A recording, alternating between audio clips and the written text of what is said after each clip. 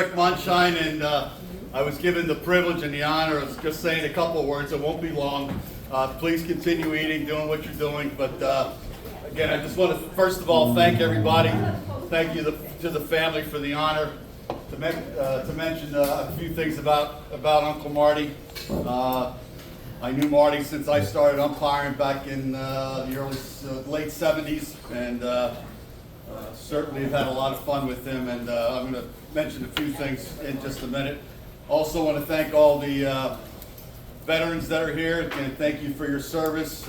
Your camaraderie with Marty is certainly appreciated, and again, you're I'm so happy that you're here to celebrate Marty's life, and again, we thank you for your service. I have a whole bunch of stuff prepared, and it's not going to take long, but I have to deviate a little bit from the script here, because the gospel today, I thought, was really, to me, the essence of Christianity.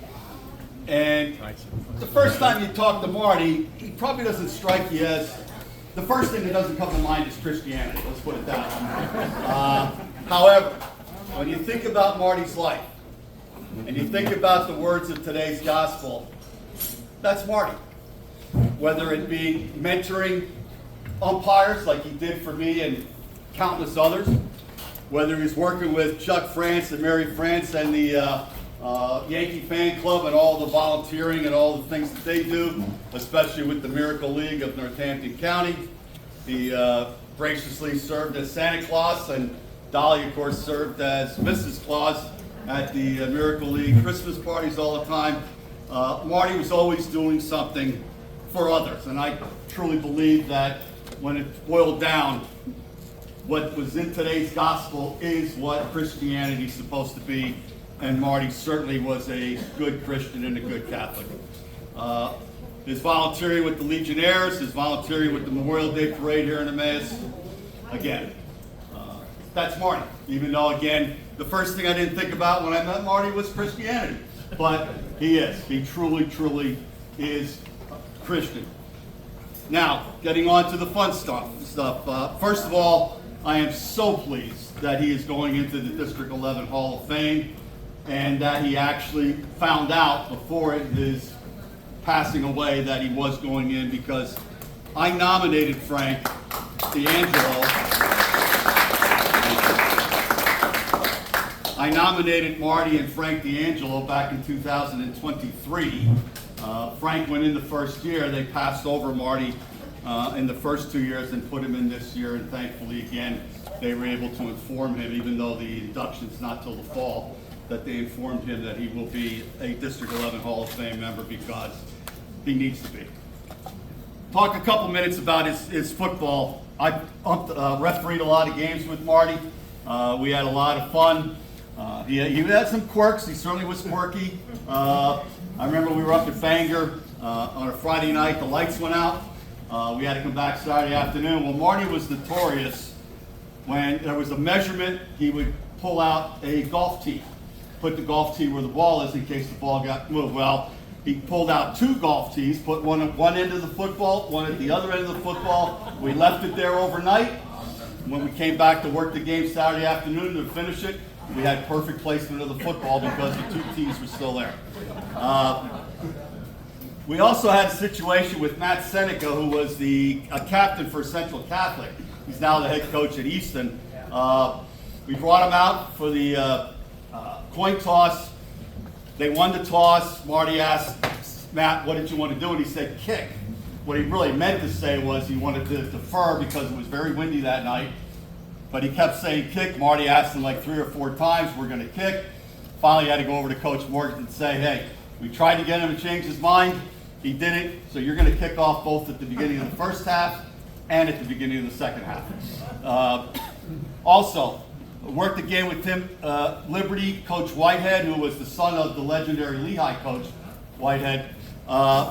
He and Marty weren't getting along that night too terribly well. And finally, Coach Whitehead hollered out to Marty, you're the second best official in District 11. Marty said, that's pretty good. And then he stopped, hollered out, and said, everybody else is tied for first. So, and Marty, you know what? Marty talked about that for years afterwards. He thought it was the greatest thing that anybody ever said to him. Because it was funny, and that's what Marty was. Marty was fun. Baseball. Biggest thing, and the reason he's going into the Hall of Fame, and the reason I nominated him for the Hall of Fame, is that he was passionate about teaching both the art and the skill of umpiring. He mentored us all. We certainly are the best and have been the best in the state of Pennsylvania, if not further than that, because of Marty's tutelage. Marty taught the game. Marty was passionate about the game. He would make daily phone calls to some of us. In fact, Paul Heinzelman's here, John Rebeck's here, myself, the late George Williams. He would call literally every day and present a situation for us and then ask us how will we rule. By the time we got to our first meeting in March, the rule book that he had was in tatters because he went through it front, back, inside, outside. It was incredible. Mike, you would know, obviously. He could tell you the rule number, the section number, the article number, and the page number of any rule in the baseball rule book. That's how he was. District 11 umpires, as I said, were the best. And you know where we got the feedback from that? Was from the coaches, especially when the coaches moved into postseason play, inter-district and state play, and they got to see umpires from other districts. They would always come back to us and to Marty saying, my God, I wish we would have had you guys working the state games instead of the crews that we have from other places. All right? His meetings, page after page after page of handwritten notes, questions, quizzes that he presented at all our chapter meetings. He simply taught us how to work the game.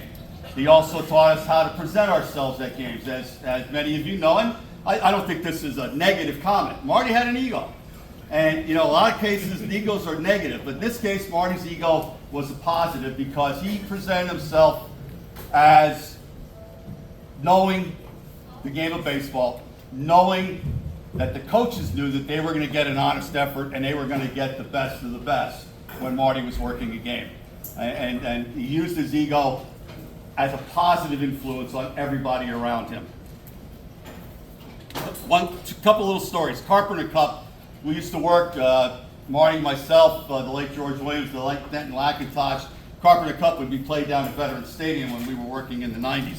And again, he would present himself just like, I'm the best, and he is the best.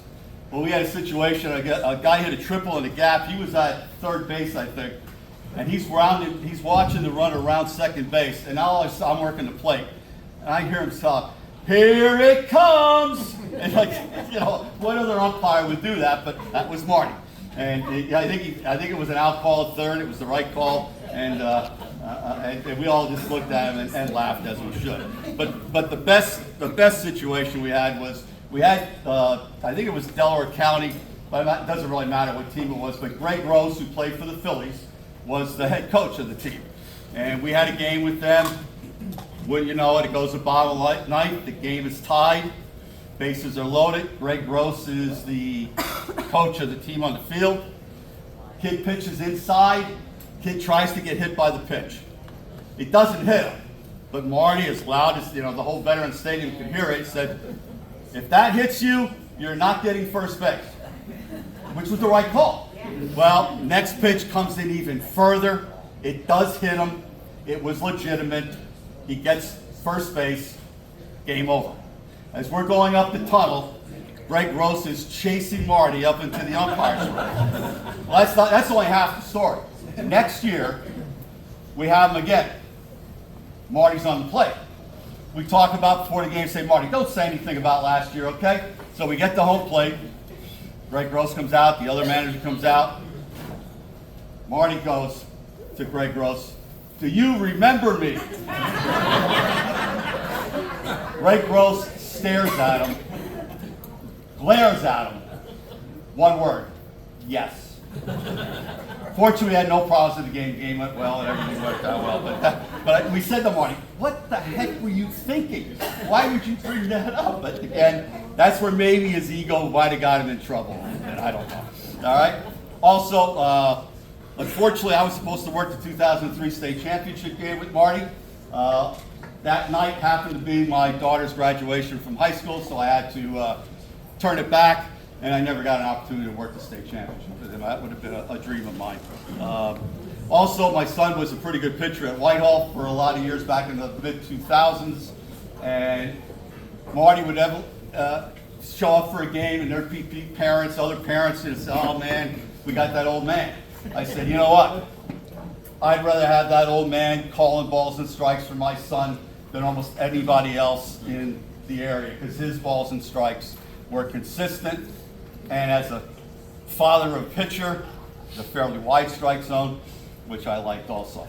But he was still at that, and that's 20 years ago, so he was in his 70s at that point, and he was still a great ball strike umpire. Off the field, what can I say? Especially with Dent Lackintosh, they would joke back and forth, throw out insults as we would travel to games, especially playoff games. Marty was fond of saying that Dent and Lackintosh and his brother Dean shared one brain. They split it half and half. Dent would insult Marty right back, and it would go on and on. The banter was just so much fun. And also, we would go to a game, we'd stop at an American Legion somewhere on the way home. I remember one game I had with him up in Lehigh. We stopped at the American Legion in Lehigh, and it was like Norm was walking into Cheers. We walked in, and everybody goes, Marty! And it happened everywhere we went. Everybody knew Marty, and like I said, they greeted him like he was Norm on Cheers. Nobody, and I mean nobody, was ever born to do a job better than Uncle Marty. Marty was born to be an umpire. He was born to be a mentor for umpires. He made us the best of the best. He always talked about wear your colors proud. We did. He did. He still is. Marty, balls and strikes in heaven. Rest in peace.